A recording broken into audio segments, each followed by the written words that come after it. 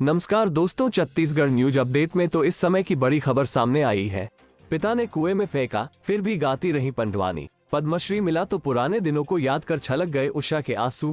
छत्तीसगढ़ के भिलाई की रहने वाली उषा बारले ने पद्मश्री पुरस्कार पाकर पूरे राज्य का नाम रोशन किया है। उषा ने इस मुकाम को हासिल करने के लिए बहुत से उतार चढ़ाव देखे हैं।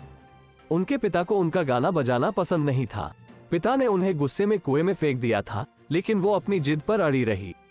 उषा के फूफा ने उनकी कला को समझा और वो उनके सानिध्य में 7 साल की उम्र से पंडवानी गाती रही।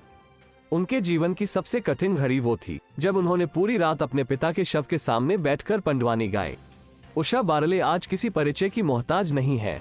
उन्होंने अपने बचपन से लेकर पद्मश्री पाने तक का सफर मीडिया के साथ शेयर की। उन्होंने बताया कि बचपन में वो स्कूल नहीं जाती थी, मोहल्ले के बच्चों के साथ खेल खेल में लकड़ी को चिकारा समझकर बजाती थी और फिर पंडवानी गाती थी। उनके गीत को उनके फूफा और गुरु महेंद्र दास बघेल ने देखा तो उन्होंने कहा कि ये लड़की कुछ करेगी। इसके बाद उन्होंने मोहल्ले के कई लड़के लड़कियों के साथ उन्हें पंडवानी सिखाना शुरू किया। इन बच्चों में उषा बारले के पति अमरदास बारले भी शामिल थे। गुरु के सानिध्य में उन्होंने पंडवानी गाना शुरू किया और उसके बाद आज वो 12 से अधिक देशों में पंडवानी की प्रस्तुति दे चुकी है। उषा ने बताया कि 25 जनवरी को जब उनका नाम पद्मश्री पुरस्कार के लिए लिया गया तो उन्हें विश्वास नहीं हो रहा था कि इतनी बड़ी उपलब्धि उन्हें मिल रही है। उन्होंने बताया कि जैसे ही ये खबर मिली, पति, बेटा, बेटी सभी के आंसू छलक गए और एक दूसरे को गले लगा लिया। सबने एक दूसरे को बधाई दी।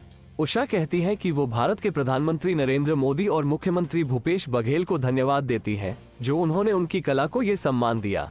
उषा बारले की शादी 2 साल की उम्र में मोहल्ले में ही अमरदास बारले के साथ हो गई थी। उषा अपने घर में बड़ी बेटी थी।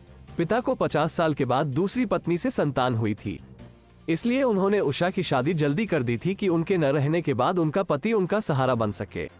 उषा पति के साथ ही गिल्ली डंडा, भौरा खेलकर बड़ी हुई और उन्हीं के साथ पंडवानी को सीखा। अमरदास बारले बीएसपी कर्मी है और वो भी पंडवानी गीत गाते हैं।